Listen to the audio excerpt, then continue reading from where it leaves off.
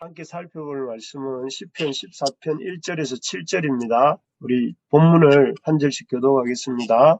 어리석은 자는 그의 마음에 이르기를 하나님이 없다 하는도다. 그들은 부패하고 그 행실이 가증하니 선을 행하는 자가 없도다. 여호와께서 하늘에서 인생을 두고 살피사 지각이 있어 하나님을 찾는 자가 있는가 보려 하신즉 다 치우쳐 함께 더러운 자가 되고 선을 행하는 자가 없으니 하나도 없도다. 죄악을 행하는 자는 다 무지하냐.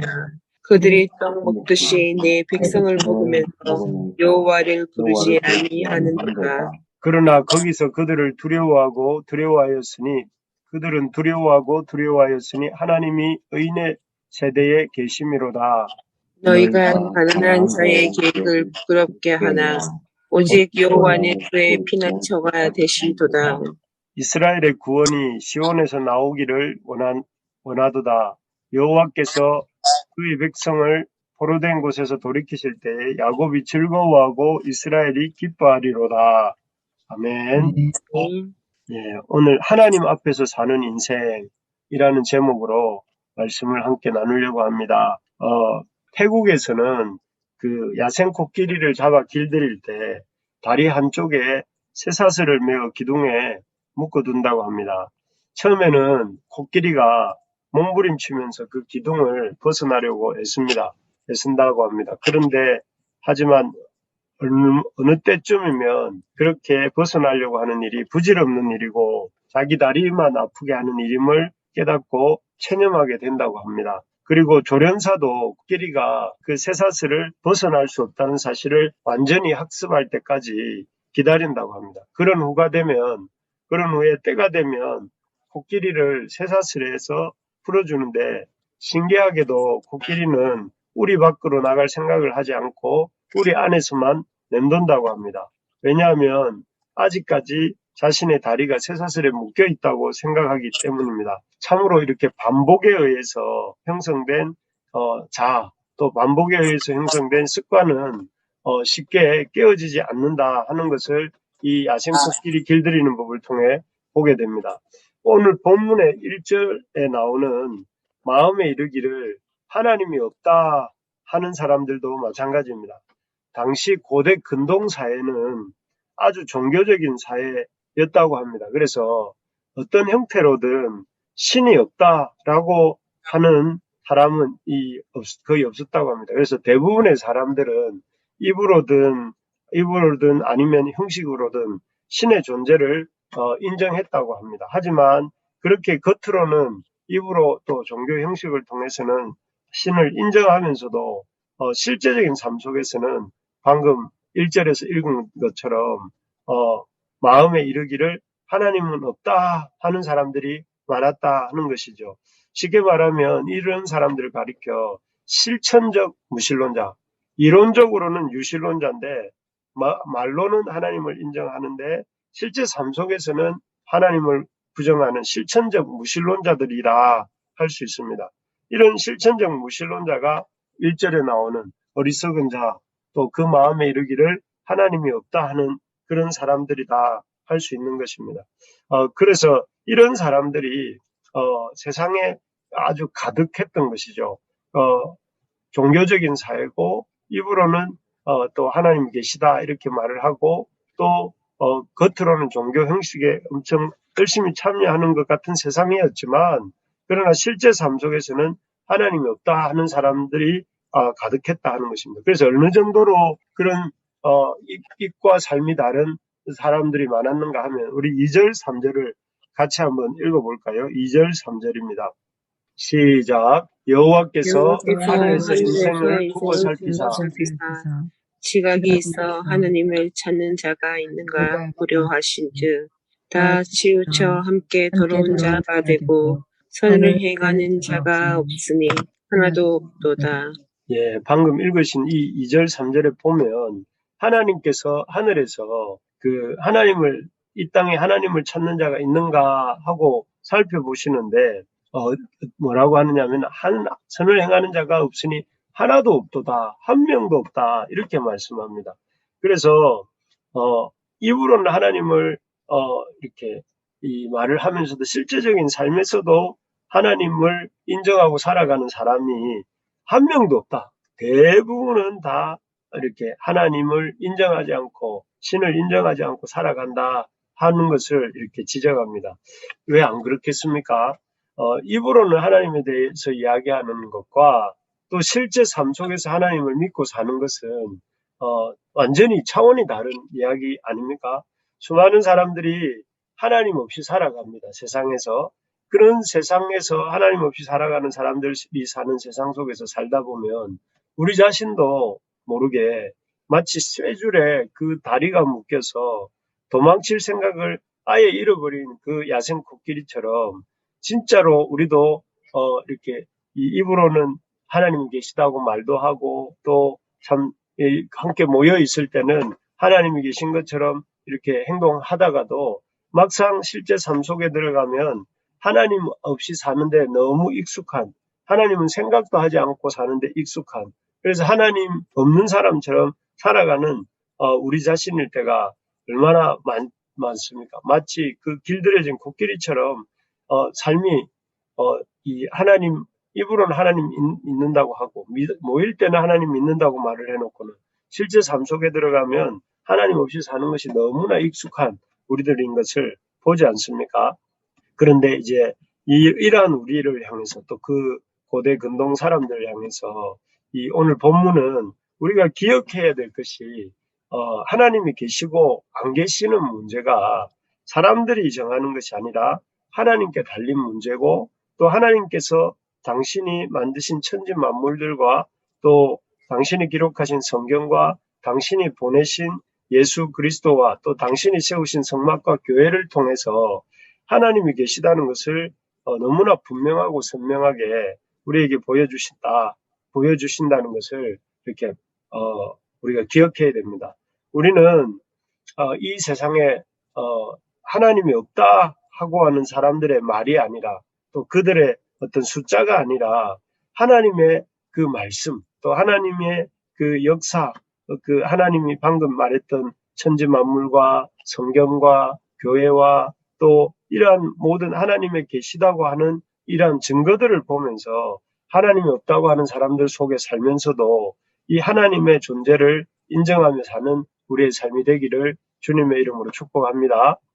아멘. 그래서 사람들이 하나님이 없다. 또 사람들이 하나님이 없으니 없는 것처럼 하면서 살아가는 그런 삶의 모습을 보고 영향을 받는 것이 아니라 하나님이 하나님 말씀과 하나님의 지으신 천지와 천지 만물과 또 하나님이 세우신 교회와 하나님이 세우신 공동체를 보면서 하나님이 계시다는 것을 알고 하나님을 의식하면서 살아가는 우리가 되어야 된다 하는 것이 오늘 본문이 우리에게 보여주는 것이죠.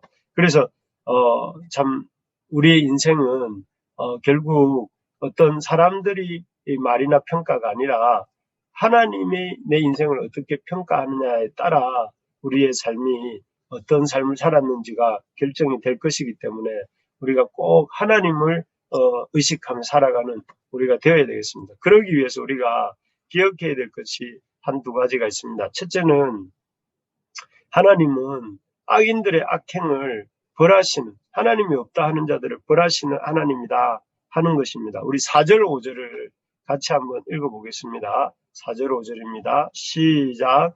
죄악을 행하는 자는 다 무지하냐. 그들이 먹듯이 내 백성을 먹으면서 여호와를 부르지 아니하는도다. 그러나 거기서 그들은 두려워하였으니 하나님이 의인의 세대에 계심이로다. 여기에 보면 하나님께서는 악인들이 자신이 갖고 있는 힘을 가지고 하나님의 백성들을 또 약한 자들을 떡 먹듯이 먹는 행위를 지적합니다. 예나 지금이나 사람들은 자신들의 이득을 위해서 힘을 가진 자들은 자신의 이득을 위해서 힘없고 가난한 자들 또 하나님의 말씀대로 살려고 하는 이런 사람들을 짓밟고 또 그들을 수탈하는 것을 아주 마다하지 않는 그런 사람들이 많습니다. 그래서 지금도 아주 이렇게 매스컴에 날마다 불법과 부정과 부패에 대한 그런 소식들이 나오지 않습니까?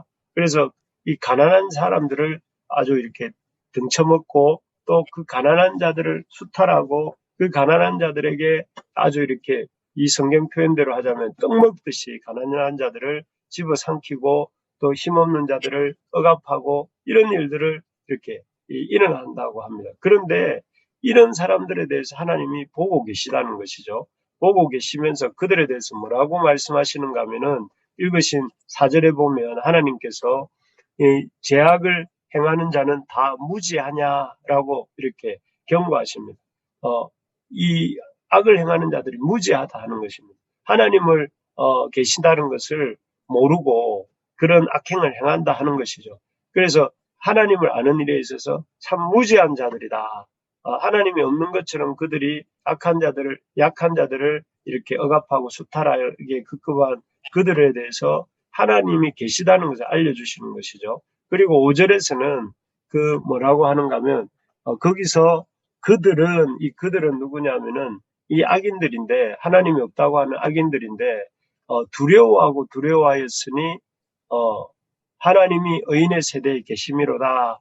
이 두려워하고 두려워한다는 것은 그들이 눈앞의 이득 때문에 그 두렵고 영원한 심판을 자초하는 행동을 하는 것을 가리켜서 참 무지한 일이고 두려워할 일이다 하는 것이죠. 그래서 결국은 그들이 하나님의 하나님을 두려워할 줄 모르고 하나님이 계시다는 것을 알지 못하고 행한 그 일 때문에 이 땅에서는 잠깐의 이득을 누릴지 모르지만 하나님 앞에서 영원히 두려워하고 두려워하는 존재로 떨어지게 될 것을 경고하는 것입니다. 정말 그렇습니다. 눈 깜짝할 새와 같은 우리 이 땅에서의 삶, 이 땅에서의 그 잠깐의 유익 때문에 영원한 하나님의 그 면전에서 하나님의 심판을 자초하는 것은 참으로 어리석고 참으로 무지하고 또 참으로 두려운 일이다 하는 것입니다.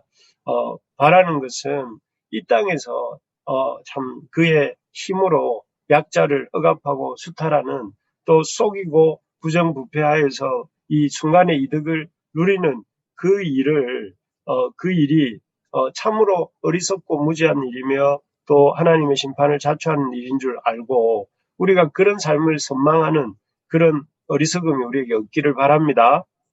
아멘. 이 땅에서 악인들이 잘 되는 것, 악인들이 그 힘으로 악행을 행하고 그렇게 해서 하나님 없다고 하면서 살아가는 모습들 부러워하지 맙시다. 그런 사람들의 삶이라는 것은 무지한 삶이요. 결국은 하나님 앞에서 심판을 자초하는 일이며 또 하나님의 어미하신 하나님의 면전에서 우리가 영원히 두려움에 떨어야 되는 일이기 때문에 그렇습니다. 반면에 하나님은 악인을 벌하시는 반면에 또 한편으로는 하나님께서 하나님의 뜻대로 사는 자들의 피난처가 되신다. 이렇게 말씀하세요. 6절을 우리 한번 읽어봅시다. 6절 시작. 너희가 가난한 자의 계획을 부끄럽게 하나 오직 여호와는 그의 피난처가 되시도다.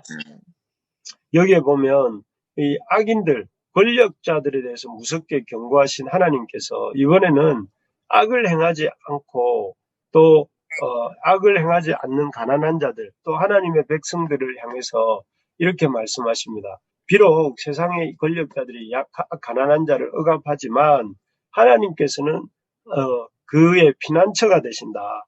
그 하나님의 약한 자들, 가난한 자들, 또 하나님을 의지하고 살아가는 자들의 피난처가 되어주신다. 이렇게 말씀하십니다. 그래서 우리 오늘 아침에 찬양할 때 하나님은 우리의 피난처가 되시며 이렇게 찬양하는데 그처럼 하나님은 우리의 피난처가 되신다는 것을 이렇게 성경 말씀이 약속하고 계십니다. 참 놀라운 약속이죠. 여러분 이 땅에서 우리가 손해보는 것 같고 하나님 백성으로 살면 이렇게 늘 손해보는 것 같고 늘 뒤처지는 것 같고 늘 참 이렇게 소수가 되는 것 같은 그런 생각이 있는데 이 성경은 뭐라고 얘기하시느냐 하면은 하나님께서 우리의 억울함을 신원해 주시고 하나님께서 우리의 피난처가 되셔서 우리가 결코 이 땅에서 손해보지 않게 하실 뿐 아니라 이 손해가 이 땅에서 혹시라도 손해를 본다 할지라도 그 손해가 하늘의 손해로 연결되지 않고 이 땅의 슬픔이 하늘의 슬픔으로 연결되지 않게 하신다 하는 것입니다. 왜냐하면 하나님은 공의의 하나님이시고 악인을 벌하시고 가난한 자를 높여주시는 그런 하나님이시기 때문에 그렇습니다. 그래서 우리가 말씀을 정리하면 이 땅에서 우리가 살아갈 때에 현실의 삶 속에서 하나님이 없다 하는 그 사람들의 숫자와 또 그들의 말에 속지 말고 또 딸려가지 말고 우리가 하나님 앞에서 하나님을 의식하면서 하나님 백성답게 살아가는 우리가 될 수 있기를 바랍니다. 아멘. 사람들이 뭐라 하든지 그 사람들의 말에 기준을 두지 마시고 성경과 하나님의 말씀과 하나님의 역사와 하나님의 교회와 하나님의 성막에 기준을 두고 살아가는 우리가 됩시다. 그리고 또한 이 악인들의 이 잘 되는 것들을 부러워하지 말고 그들은 결국 하나님에 대한 무지로 말미암아 영원한 심판을 받게 될 것임을 우리가 기억하고 우리의 피난처가 되시고 우리를 모든 악으로부터 건져주시고 신원해 주실 그 하나님을 의지하면서 오늘 하루도 우리가 선을 행하고 또 하나님의 뜻대로 살며 손해볼 줄 알고 또 그 하나님을 향하여 호람되어 하나님 앞에서의 삶을 살아가는 우리 모든 부르심의 가족들 되시기를 주님의 이름으로 축복합니다. 아멘.